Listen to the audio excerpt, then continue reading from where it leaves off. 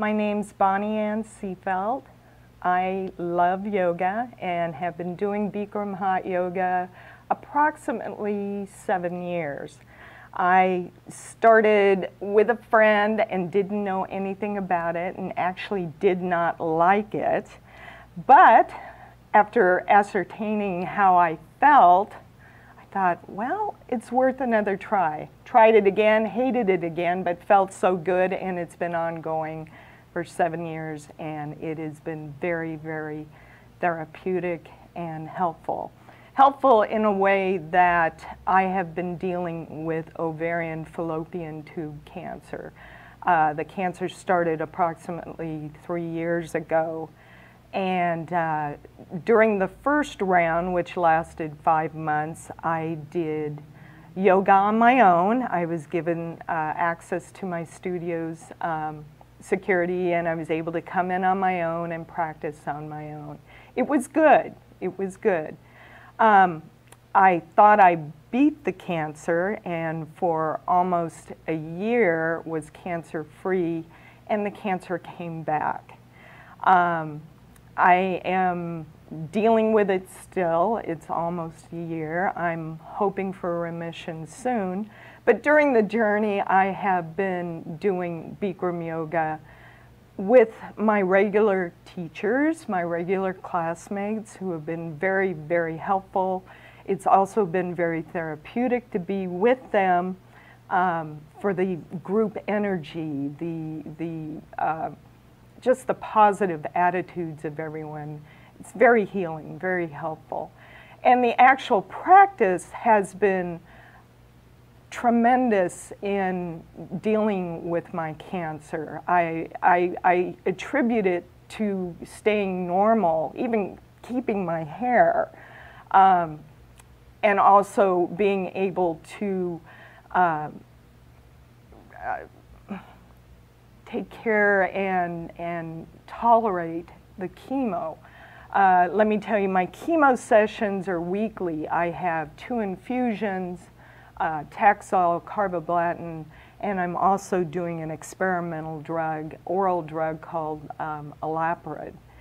And again, it's a weekly process, and hand in hand with my yoga, I've been able to tolerate it.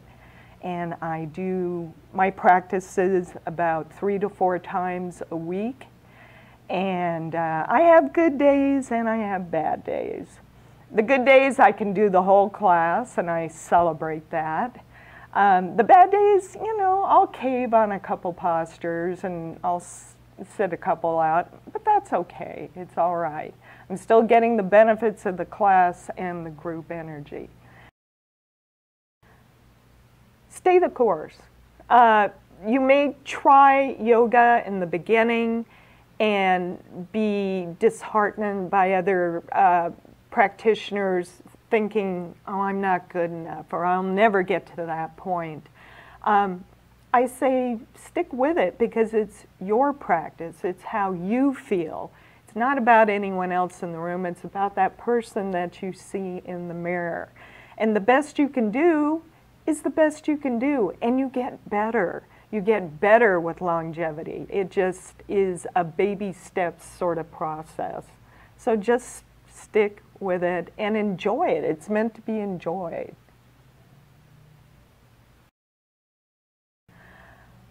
First of all, it's not your fault. It's not your fault. It's not your body's fault. It's not God's fault. It's not your friend's fault. It's not your parents' fault. It's not your family's fault. It's just something that happens and needs to be dealt with. The best way to deal with it is to have a positive attitude about it. I've found that in having a positive attitude about the disease brings healing and positive energy from others, and that helps with your healing. And I've found that anytime I falter on that, I feel worse. Get back on the positive bandwagon and I feel better.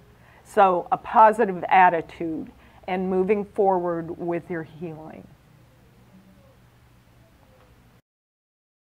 I have been a hiker-climber for as long as I can remember. Here in the Northwest, I have hiked, I have climbed and summited many of the major Northwest peaks, such as Hood, Mount Adams, Mount St. Helens, Mount Rainier, Shuckson, Baker, others. And I'm an avid hiker because in order to climb these mountains and summit, you have to put in your time to prepare for those climbs and get acclimated.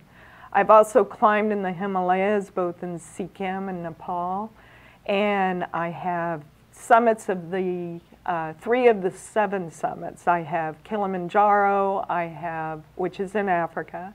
I have Mount Elbrus, which is the high point in Europe, and I have the South American continent high point, which is Aconcagua, 22,840 feet. 2 weeks it took me to climb that mountain.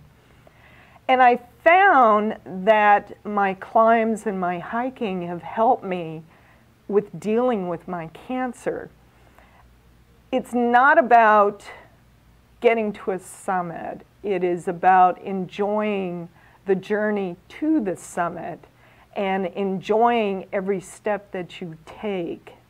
And I found in dealing with my cancer that it is a journey to the summit of wellness with my cancer, that I need to take those baby steps and enjoy the journey to my ultimate wellness.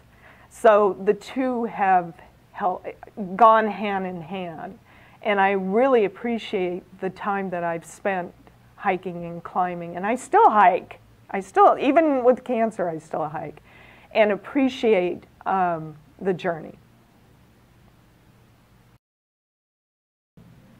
I would have to say Jesus. I do a lot of talking with him lately with my healing with my cancer. And I believe he is with me solely. And I believe he's in the studio with me. I believe he is practicing next to me. So I would have to say praise and practice together with Jesus. And that's who I would love to be with. Life is short. Enjoy it.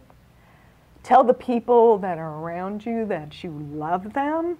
Don't be afraid not to say you love them, because it could be cancer that'll take you. It could be the roof falling on your head. It could be a car hitting you. You never know when you're going to go.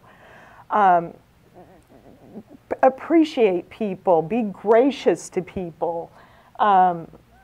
Say hello to people. Say thank you. Be a good human being. And that gives back to you. Positive energy given out to people comes back to you. So it's a twofold. There is something I'd like to add. Love your age. You know, I am 56, and you know, I've never been 56 before, and I'm going to be 57 in September. I'm excited about being 57 because I've never been 57 before. So love each year of your life. It's a growing process. And people say they would love to be younger. Why? You've been young. You've been there. Enjoy the path that you're on. Embrace your 57th year when it comes. 58, 59. Love your life.